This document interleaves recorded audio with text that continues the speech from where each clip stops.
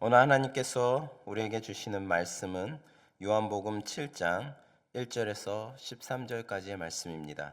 요한복음 7장 1절에서 13절까지 말씀입니다. 요한복음 7장 1절에서 13절을 교독하도록 하겠습니다. 제가 먼저 13절을 봉독합니다. 제가 먼저 1절을 봉독합니다. 그 후에 예수께서 갈릴리에서 다니시고 유대에서 다니려 아니하심은 유대인들이 죽이려 함이로라. 유대인의 명절인 초막절이 가까운지라. 그 형제들이 예수께 이르되 당신이 행하는 일을 제자들도 보게 여기를 떠나 유대로 가소서. 스스로 나타나기를 구하면서 묻혀서 일하는 사람이 없나니 이 일을 행하려 하거든 자신을 세상에 나타내소서 하니, 이는 그 형제들까지도 예수를 믿지 아니함이로라. 예수께서 이르시되 내 때는 아직 이르지 아니하였거니와 너희 때는 늘 준비되어 있느니라. 세상이 너희를 미워하지 아니하되 나를 미워하나니 이는 내가 세상의 일들을 악하다고 증언함이니라. 너희는 명절에 올라가라. 내 때가 아직 차지 못하였으니 나는 이 명절에 아직 올라가지 아니하노라. 이 말씀을 하시고 갈릴리에 머물러 계시니라. 그 형제들이 명절에 올라간 후에 자기도 올라가시되 나타내지 않고 은밀히 가시니라. 명절 중에 유대인들이 예수를 찾으면서 그가 어디 있느냐 하고 예수에 대하여 무리 중에 수군거림이 많아 어떤 사람은 좋은 사람이라 하며 어떤 사람은 아니라 무리를 미혹한다 하나, 함께 읽겠습니다. 그러나 유대인들을 두려워함으로 드러나게 그에 대하여 말하는 자가 없더라. 아멘. 할렐루야. 오늘은 예수님의 때라는 제목을 가지고 함께 나누기를 원합니다. 예수님께서는 공생의 기간 중에 있었던 두 번째 유월절 절기 중에 예루살렘에 올라가셨다가 안식일에 38년 된 병자를 치유하시고 그 일로 인해서 자신을 정죄하며 죽이려는 유대인들을 피하여 갈릴리로 돌아오셨죠. 갈릴리로 돌아오셔서 주로 그곳을 중심으로 전도하시면서 사역을 하셨습니다. 그리고 예수님께서는 벳세다에서 오병이어의 이적을 행하시는 등 당신이 하나님의 아들이시며 메시아이신 증거를 많이 드러내시고 교훈하셨습니다.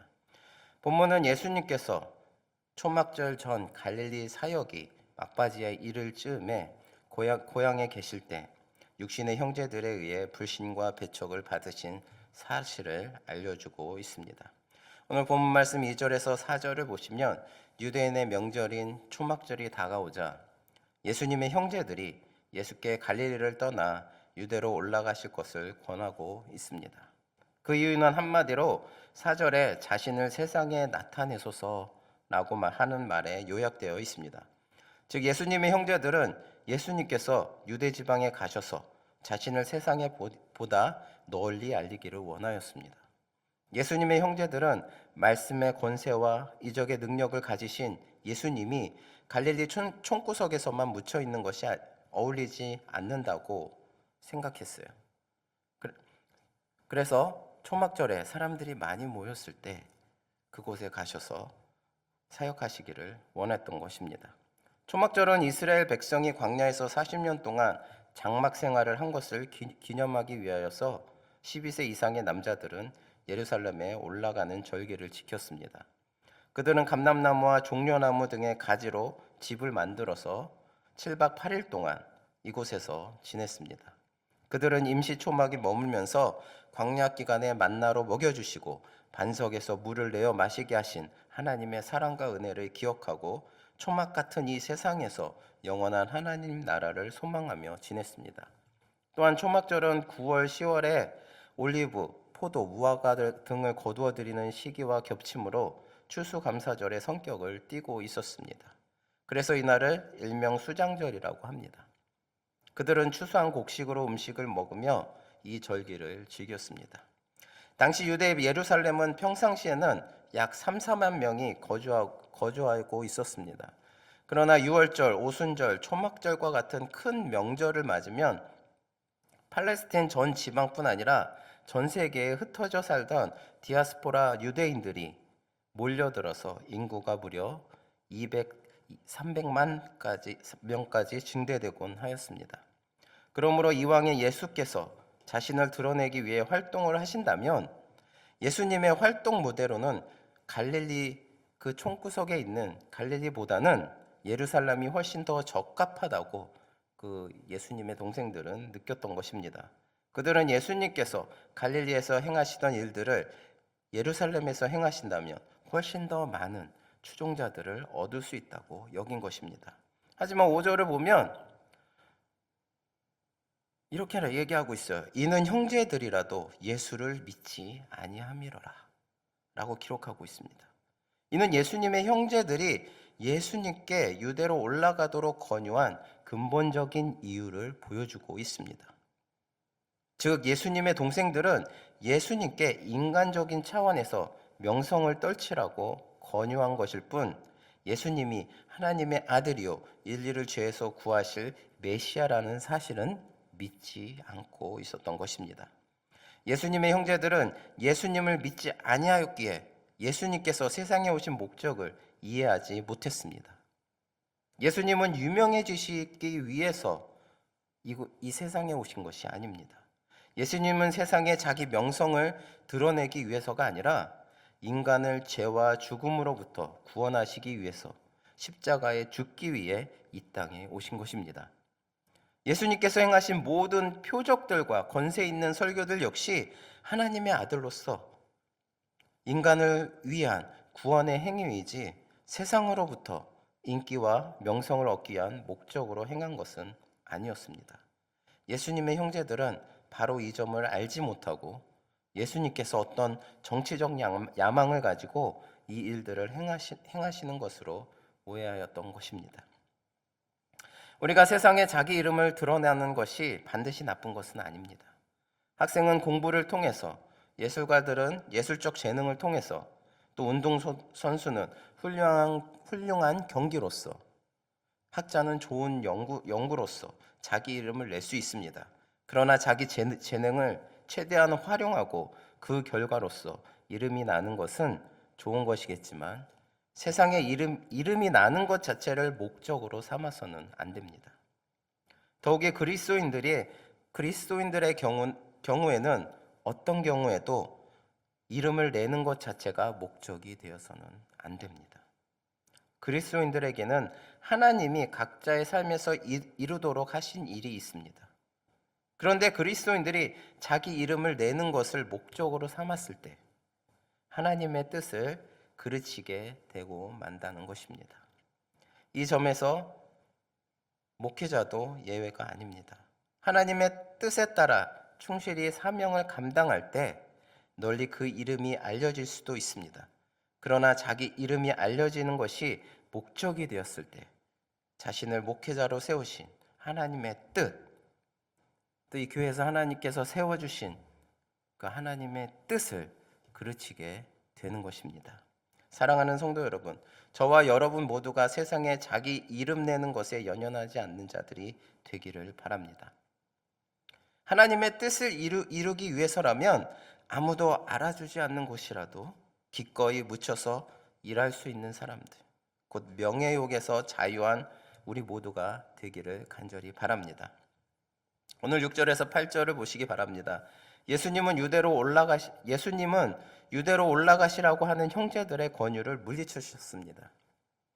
형제들이 예수께 유대로 올라가시라고 한 것은 실은 예수님을 위한 권유라기보다는 자기 자신들을 위한 권유였습니다.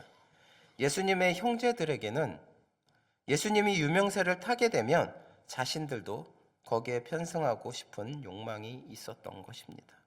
그런데 예수님은 이번 명절에 아직 올라가지 않겠다고 대답하심으로써 형제들의 욕망에 부응하기를 거부하셨던 것입니다.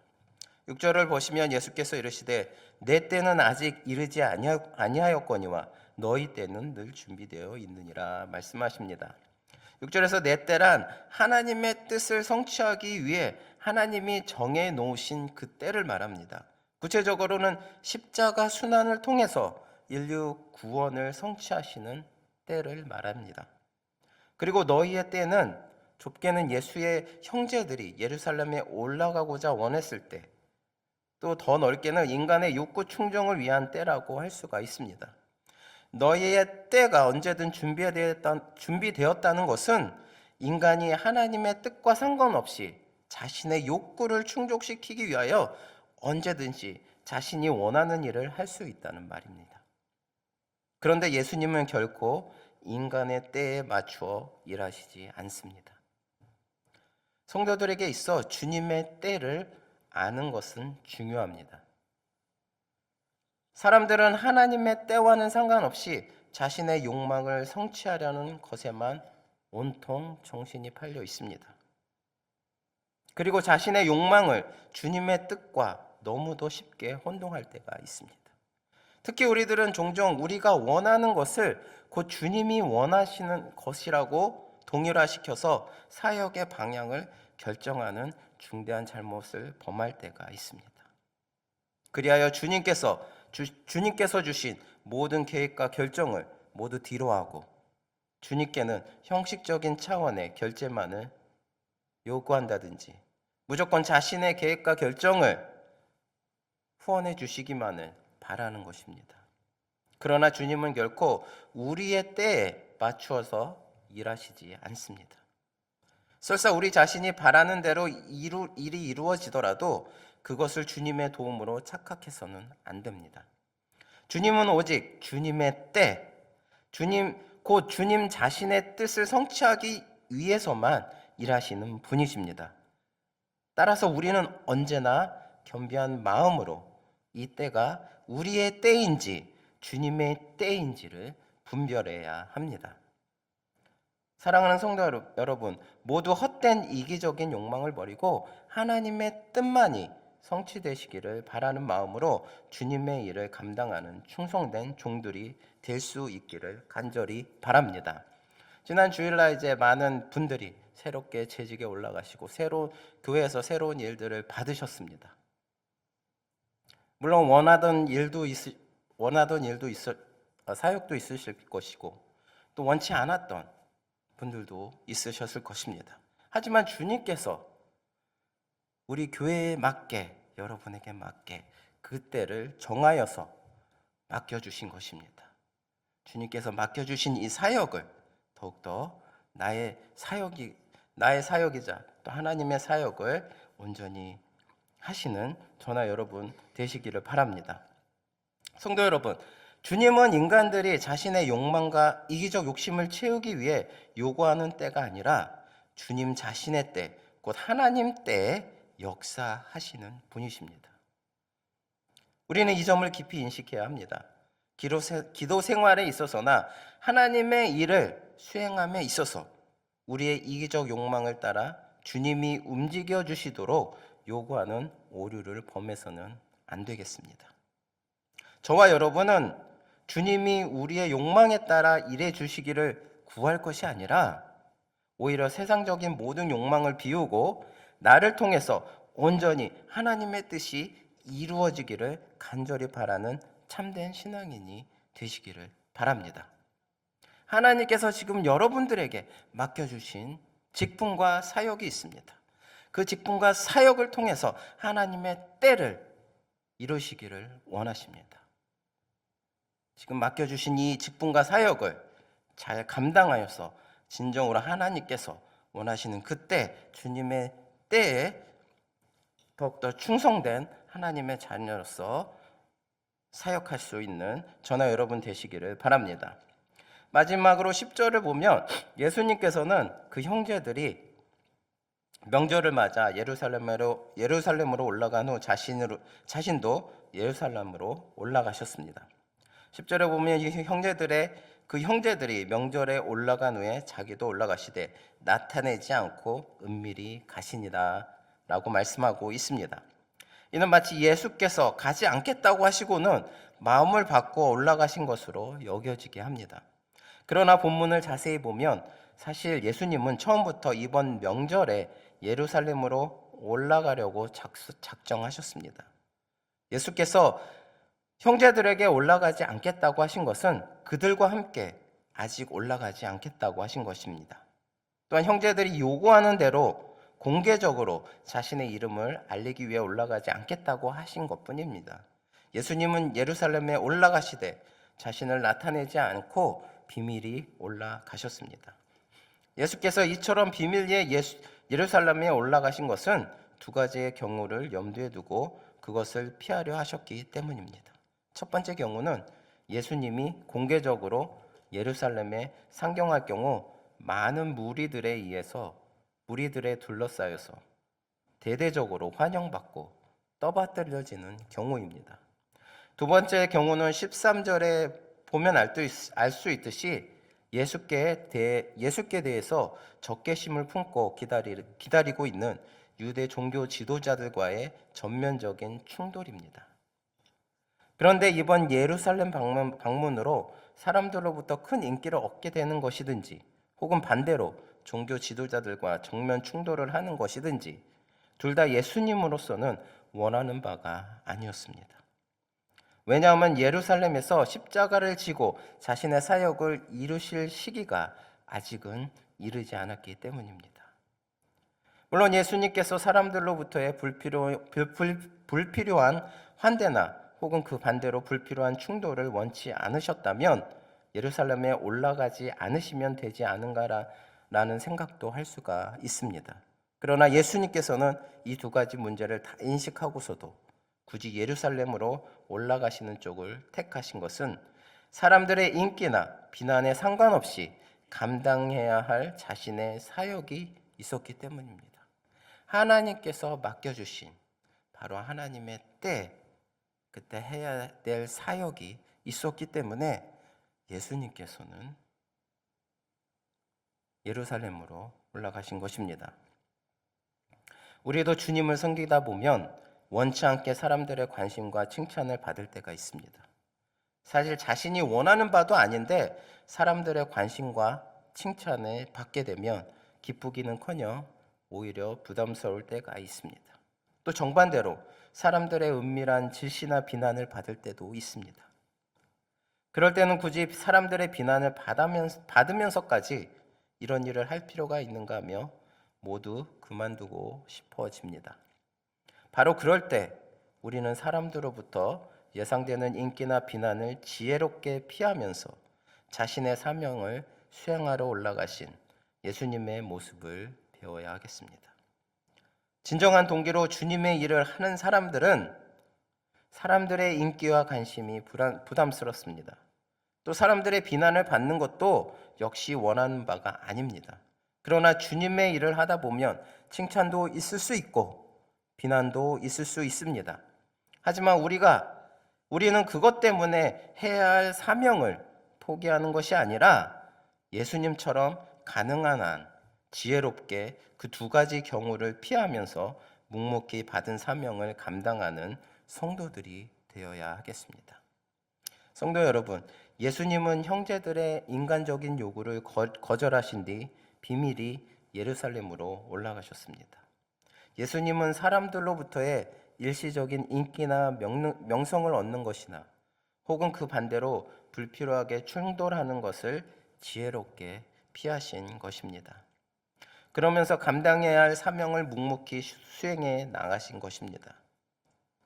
여러분 역시 주님의 일을 하면서 사람들로부터의 불필요한 반응을 지혜롭게 피하면서 또 거기에 너무 연연하지 않으면서 묵묵히 주님의 일을 수행하는 자들이 다 되실 수 있기를 바랍니다. 우리가 새롭게 맡겨진 직분 늘 지혜롭게 하나님 앞에 늘 구하면서 지혜를 구하면서 여러분이 맡겨진 사명을 잘 감당할 때 하나님께서 주시는 축복이 넘칠 줄 믿습니다. 더욱더 하나님께서 맡겨진 그 사명을 잘 감당하시는 저나 여러분 되시기를 바랍니다. 기도하시겠습니다. 사랑의 하나님 감사합니다. 주님께서 언제나 저희들 부족하지만 이끌어 주시고 사랑 가운데 함께하여 주심을 감사드립니다. 저희들 주님께서 맡겨주신 사명과 직분이 있지만 간혹 저희들은 저희 자신들의 욕망과 이기적인 욕심을 채우기 위해서 남에게 더 보여주기 위해서 나타내기 위해서 그 모든 것들을 할 때가 있습니다, 주님.